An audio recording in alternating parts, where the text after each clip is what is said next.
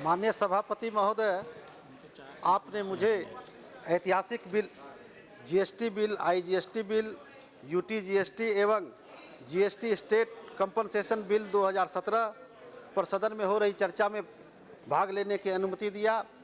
धन्यवाद।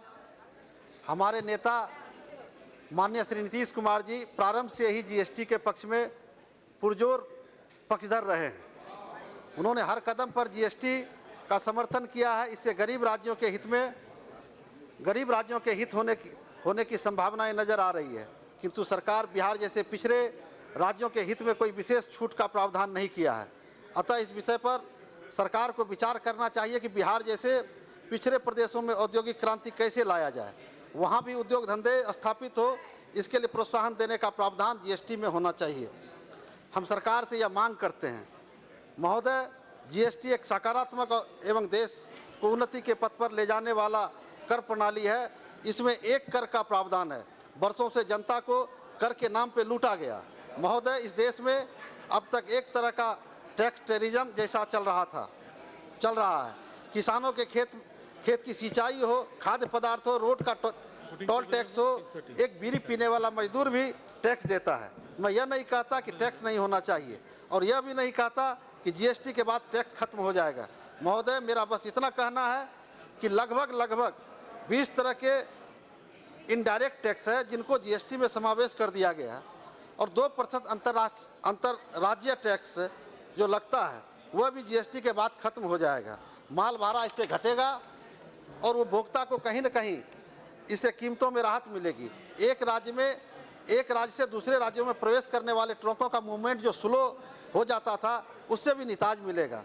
भारत में जहां ट्रक प्रतिदिन 280 किलोमीटर प्रतिदिन चलते हैं, वहीं अमेरिका में 800 किलोमीटर प्रतिदिन चलता है।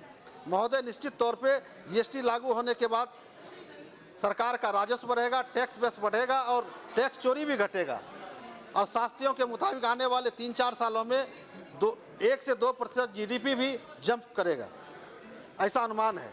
जीएसटी काउंसिल, जिसका आर्टिकल 279A के तहत गठन हुआ है, यह भारत का पहला संवैधानिक बॉडी है जो कि दोनों केंद्र एवं राज्यों को जीएसटी का सुझाव देगा। संविधान सभा ने जो संघीय साझेदारी का दर्शन इस देश के सामने रखा है, वह कहीं न कहीं उसी का प्रतिबिंब है। इसके साथ मेरा एक सुझाव है कि जीएसटी काउंसिल में एक स्वतंत्र निगरानी तंत्र होना चाहिए। वह अंदर के लोगों से अलग हो और उनकी जवाबदेही सरकार की होनी चाहिए, तभी आप जीएसटी को सही मायने में लागू कर सकते हैं। महोदय, हमारे विपक्ष के साथी प्रस्ताव लाए हैं कि काउंसिलिंग की जवाबदेही संसद की होनी चाहिए। मेरा मानना है कि यह सर्वथा उचित होगा। सरकार इस पर लचीला रुख अपनाए और हट के बजाय जीएसटी काउंसिल के सभी प्रस्ताव पर पहले सदन में चर्चा हो और उसे लागू किया जाए। इस कानून की पूरी जवाबदेही जीएसटी काउंसिल की होने जा रही है। अतः जीएसटी काउंसिल पूर्ण रूपेण स्वतंत्र हो और सभी प्रकार के आदेश लेने का अधिकार होना चाहिए। फिर जीएसटी का ऑडिट कैसे कराने का भी प्रावधान होना चाहिए। महोदय, मैं अंत में सरकार से आग्रह करना चाहूँगा कि सभी प्रकार के खाद्य पदार्थ, आवश्यक एवं जीवन रक्षक दवाओं, छोटे वाहनों का आवागमन जो आम लोगों के दैनिक कार्य के रूप में होते हैं, उसे आप जीएसटी में कोई टैक्स नहीं लगाएं। इससे बहुत बड़ी राहत आम लोगों को मिलेगा जो आज की महंगाई की मार झेल रहे हैं। इन्हीं शब्दों के साथ आपके चारों बिल का मैं स्वागत करता हूं। बहुत बहुत धन्यवाद।